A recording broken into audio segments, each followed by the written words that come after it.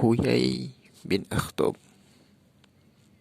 Tatkala orang-orang Yahudi Bani Quraidah kemudian diminta turun dari benteng-benteng mereka dan digiring ke parit-parit yang ada di Madinah. Di sanalah orang-orang lelaki dibunuh, sedangkan para perempuan dan anak-anak mereka ditawan.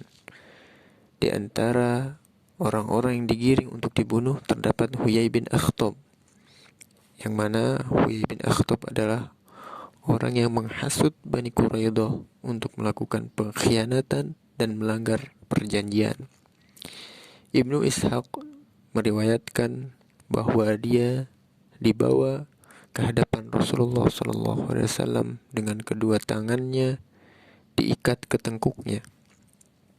Ketika melihat Nabi SAW, dia berkata, "Demi Allah, aku tidak mencela diriku karena memusuhimu, tetapi siapa saja yang memecundangi Allah, pasti dia akan dipecundangi."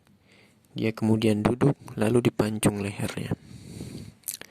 Dari peristiwa Bani Quraidah ini, yang mana Bani Quraidah adalah sekumpulan orang-orang Yahudi, kita ketahui dari Huyai bin Akhtab, yang mana dia adalah orang Yahudi tulen yang kerjaannya menghasut dan agar orang-orang Yahudi yang tadinya terikat janji dengan Nabi untuk melakukan pengkhianatan dan melanggar perjanjian.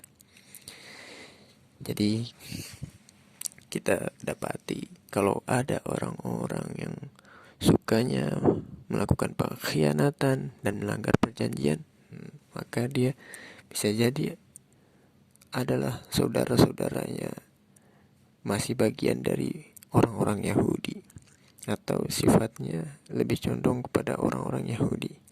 Bahkan Huyai bin Akhtab ini berkata, "Demi Allah, aku tidak mencela diriku karena memusuhimu, tetapi siapa saja yang memecundangi Allah, pasti dia akan dipecundangi." Dan akhirnya dengan perkataan itu dia duduk lalu dipancung lehernya.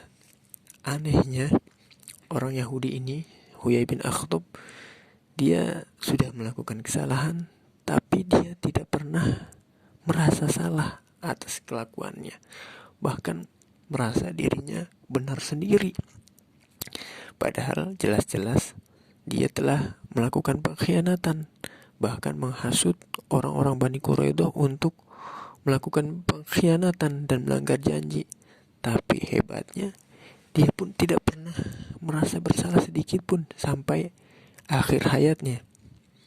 Sampai-sampai bilang, orang-orang yang memecundangi Allah pasti dia akan dipecundangi. Padahal yang memecundangi Allah adalah dia. Tapi dia tidak pernah merasa bersalah, merasa selalu dirinya benar sendiri. Aneh, dan memang seperti seakan-akan hatinya dibutakan oleh Allah Subhanahu wa Ta'ala.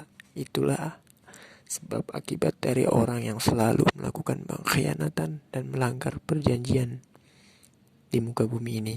Pasti akan Allah tampakkan, pasti Allah akan tutup hatinya, yang mana dia tidak bisa melihat kebenaran dan selalu menganggap kesalahan-kesalahan yang dilakukannya sebagai sebuah kebenaran.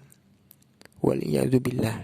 Semoga Allah Subhanahu wa Ta'ala melindungi kita dari sikap-sikap dan sifat-sifat tercela seperti Huyai bin Akhtab.